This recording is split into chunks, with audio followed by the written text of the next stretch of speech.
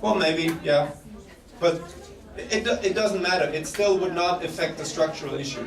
If it's 100 or if it's 10 or 1 or 1,000, the problem is always the same. And that's the same for uranium.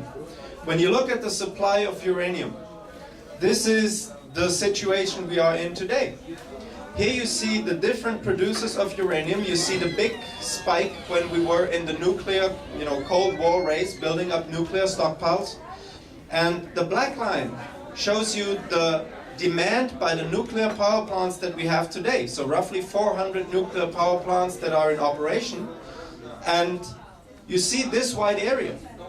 So if you simplify that, we had an overproduction for bombs a couple of decades ago.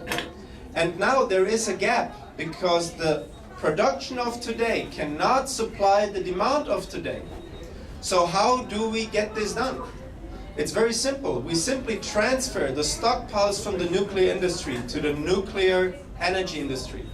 But you cannot separate them. Nuclear energy is the nuclear weapons industry. It's always the same. You cannot separate them. And so a very, very crucial question is, what will happen to the price of uranium over the next 50 years? If you build a reactor now, in order to be economically, financially sane as an investment, it must operate for at least 40 to 60 years. We do not even know how to answer the uranium question in the next couple of years. So it will be a financial disaster. And there's another financial disaster in the making. If you look at Belenet, and I've been told that the current predictions are at roughly 8 billion. And for 8 billion, you will get 2 gigawatts peak of capacity, production capacity. And that means 16 terawatt hours, because a nuclear plant runs the whole year in the best case if it has no failures, and that means roughly 8,000 hours. For the same amount of money, if you would take today's wind energy at the high prices when you pay, for one, not for 1,000, but if you buy one windmill, and everybody buys one windmill at the very high price, then we get for the same amount of money, the same amount of electricity. Because you get about 8 gigawatts peak, 1 megawatt is about 1 million euros, you get 8 gigawatts peak, and in bad places you only have 2,000 hours where they operate at full power. Today's best windmills are able to operate roughly 3,000 hours per year. So you would get even more than I've put here, but I'm trying to be very pessimistic about that. But there is another issue that is in the talking. What if the price goes up to, let's say, 12, which is very likely? Then the production of the nuclear plants still would not change. The price would only go up, but the production capacity would not go up. But when you would invest now 12 billion euros into wind, you would get for the same amount of money more energy.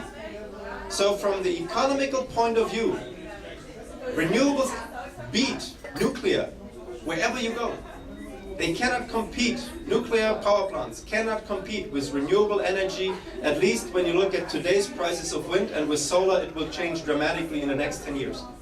So there is no question that this is totally insane to do anything in nuclear, unless you want to become a nuclear, armed state and you want to have your own plutonium supply.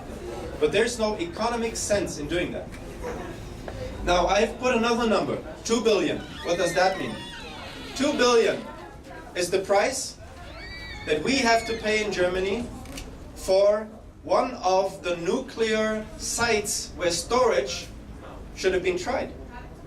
It is a big, big political issue right now in Germany. The nuclear storage site named Asse has been established in 1970. There's been storage of very small amounts of nuclear waste, just roughly 100 tons of nuclear waste. Among them, sadly, 11 kilograms of plutonium. And probably some of you know plutonium is highly toxic, long-lasting, and even with small milligrams can kill a large number of people. And 2 billion is the expected cost that now the taxpayer will have to pay in Germany to clean up the mess in this storage site. And this only after roughly 30 to 40 years of operation. These sites, at least this is what the nuclear industry always claims, are safe for the next 20,000 years. or 100,000 years. And they say it is cheap to operate those storage sites. But what about those 2 billion that we have to pay after roughly 40 years? And the nuclear industry says, well, we handed off the trash, the nuclear trash, to the state, and so we don't have to pay. The state has to pay. This is the game. And so if anybody claims that he can predict the cost of the storage of nuclear waste, he is either trying to fool you or he is a fool. Those are the two options. Because there is no single language on this planet that survived 10,000 years. There is not a single currency that survived 1,000 years. And so we have no idea what nuclear storage really means. And everybody who just wants to fill his own pockets will tell you everything that you want to hear in order to make this work. But there is no reality in all the claims. So, if you look at all that, it is some kind of perfect storm that we are now facing. Almost at exactly the same time, we are faced with climate change, geopolitical unrest because of the supply crunch in the fossil energy system. And this will lead to economic crisis because all of that is linked together.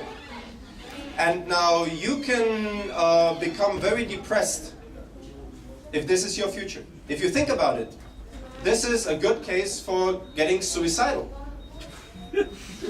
But I'm a surfer. And I can tell you a perfect storm creates a perfect wave.